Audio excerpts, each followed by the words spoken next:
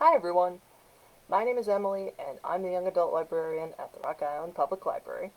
And today I have, okay, yeah, there it goes. I think it always cuts off the first few seconds. But my name is Emily, I'm the young adult librarian at the Rock Island Public Library. And it's the last day of April, which means a couple things. So we're getting done with National Poetry Month. And so both of the books I have today are poetry. But also, the books this week come from Hoopla. And the last day of the month always means with Hoopla, if you have borrows left to use, you should try and use them because they're going to reset. And that starts every month on the 1st. I will say, if you try and check out something now, we're kind of late enough in the day, I don't know if it will work. Like, I, on purpose, checked out a couple things earlier in the day, and let's see. Yeah, okay. I tried checking something out just now, and it worked. So there's a chance if you have borrows left, you can still use those for today. But once we hit our daily limit for the library, you're not able to check out. I will say most of the time with Hoopla, I don't use all the borrows I have every month because there are 15. And even like what'll happen sometimes is I'll have to renew a book if I don't finish it, if I'm listening to it. It does save your place, which is very nice. But yeah, if you want to see what is on Hoopla and maybe check some stuff out, you still have time, as far as I can tell, in just checking a few seconds ago. But today, the books I have, again, poetry, and this first is called Poetry Comics. And this book is by Grant Snider. He's written a few books, and this one, just based on the E on the spine, this is sort of a book of poems, and the way it's divided is seasons of the year. So, first section is spring, and you get different poems and how like different places can make you feel. This author really has a good time playing with like the form of like how he draws poems, or how he writes poetry, but like in comic form, and I find that very fun. So, as always, I'll just read you a couple. Let's see, this is from I think the summer section. Yeah, so summer is section 2, and this is Places to Feel Small. So, under a forest canopy, in front of a painting, at the edge of the sea, lost in a crowd, watching a thundercloud, alone in the library, atop a skyscraper, under the night sky, waiting to go on stage, on the high dive, awake at midnight, facing the blank page. And as you can see in these different poems, some of them they're in panels, but also sometimes a single page will be a panel. And yeah, there's all different kinds of structures to these, and it's a lot of fun. Let's see, another one here that I bookmarked. Let's find it. We've got I Can Be.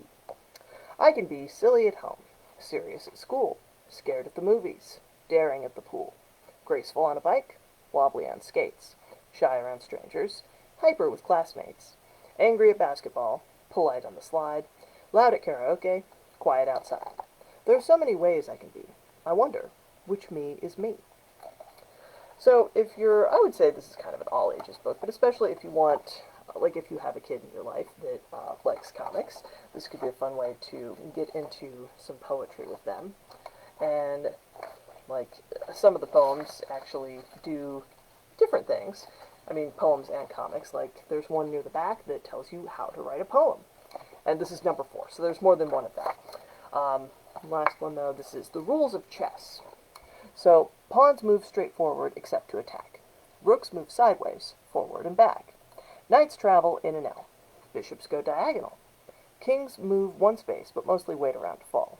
And the queen, bold and powerful, conquers all. So, technically true. And, like, if you're interested, check this out. This author has, again, a few different books. And there's one, like, that's specifically kind of geared toward people who love to read. And this one, though, yeah, is sort of exploring this form of the poetry comic. And how that can look, and all the different sort of shapes it can take. So, yeah, I like this author a lot. I've enjoyed his other books, and I like this one too. It's just a nice, like, if depending on what kind of poetry you read, or if you don't read a lot of poetry, this is just sort of a celebration of everyday life and different things maybe you notice and you never thought to kind of put into words in a poem. So check it out. Next, I have a book. This is by Mosab Abu Toha, and it's Things You May Find Hidden in My Ear. And this book came out a few years ago. Let's see. Yeah, this book is from 2022, and it's poems from Gaza. And as always, I'll just read you a few different ones. So this one is, let's see, to my visa interviewer. Which one of me do you plan to interview? I am many, some I don't even know. Need you interview my clothes, books, toothpaste, comb, my baby son's diapers and napkins, the food not yet digested in my belly? It will find its way out before I get my visa. It will have traveled before I do. You will ask for my brothers and sisters' names. Some have passed away. Will you need their names? Do you plan to resurrect them? I don't know all their birth dates. I only remember my younger brother's death date. He died on October 14th, 2016. You will ask for all physical addresses in the past 10 years. We lived in North Gaza. During every Israeli assault, we were displaced, living in a UNRWA school, my aunt's house, or in the street. You will ask for all email addresses and phone numbers used in the past 5 years. I used them only when the electricity was on and when someone was there to respond. I lost 3 dear friends in 2014, Azat and Amar and Ismail. You will ask for my website. I am no spider, and my site is wherever a rose grows, wherever clouds cast their shadows on roofless houses, wherever a bomb does not fall, wherever a child does not confuse a cloud for bomb smoke. So, in this collection, it's mostly poetry. There are, there's one section that is photos as well, so you get a combination of words and color photos. And, let's see, through it all, the strawberries have never stopped growing. And this next poem is, We love what we have. We love what we have, no matter how little, because if we don't, everything will be gone. If we don't, we will no longer exist, since there will be nothing here for us. What's here is something that we are still building. It's something we cannot yet see, because we are part of it. Someday soon this building will stand on its own, while we will be the trees that protect it from the fierce wind, the trees that will give shade to children sleeping inside or playing on swings. So, let's see. Yeah, this is a collection of poems, and this is by an author who I think has lived a life a lot of us. Obviously, there's certainly headlines about Gaza. We've all seen these for most of our lives, depending on your age. But this really is a story. I mean, it's a series of poems that illustrate the experience of having lived in Gaza and growing up there, having children. It's this sort of thing where it brings to life, I mean, things that I think you see on the nightly news, and you can't understand it because you're not there. But at least, I mean, this person can illustrate, like, this is what my life has been like so far. I can tell you about it and what my experience has been in this place. That, I mean, this was the author's home for many years. And so, in spite of everything, there are all these memories that are hard, and there are these beautiful memories, too. Last one is called Palestinian Painter.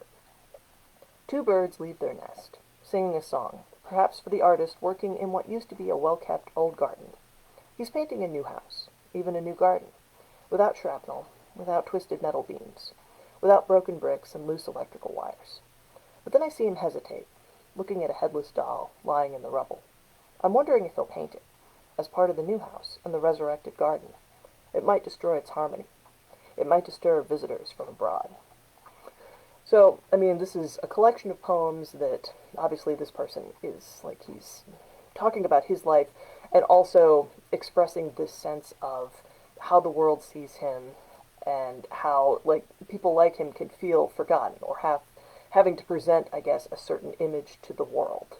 And obviously, like, that is something, I mean, poetry excels, I guess, in making the very specific universal, or making, again, experiences that you don't have, like, first-hand knowledge of, or, you maybe don't relate to the idea of living in a war zone, living in a place that is under siege, but then you can relate to the idea of knowing friends from school and wondering what has happened to them. And in the author's case, I mean, sometimes they have left, sometimes they're still alive, sometimes they're not. And again, that's a thing that a lot of us can relate to. Like, the older you get, the more you sort of recognize that, oh, these people who used to be, I guess, just familiar fixtures in your life, suddenly they're not anymore. And maybe that's because you live far away, but maybe that's just also because they are not alive anymore. People you went to school with suddenly, oh, this person is gone. I'm never going to talk to this person again.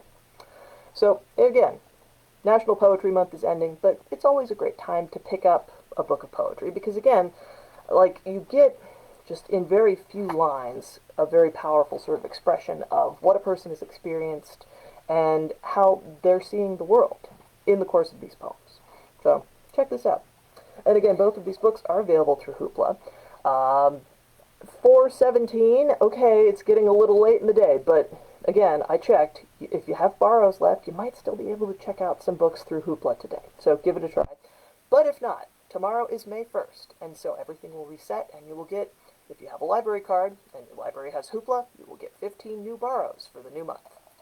And thank you for watching. I will see you again next week.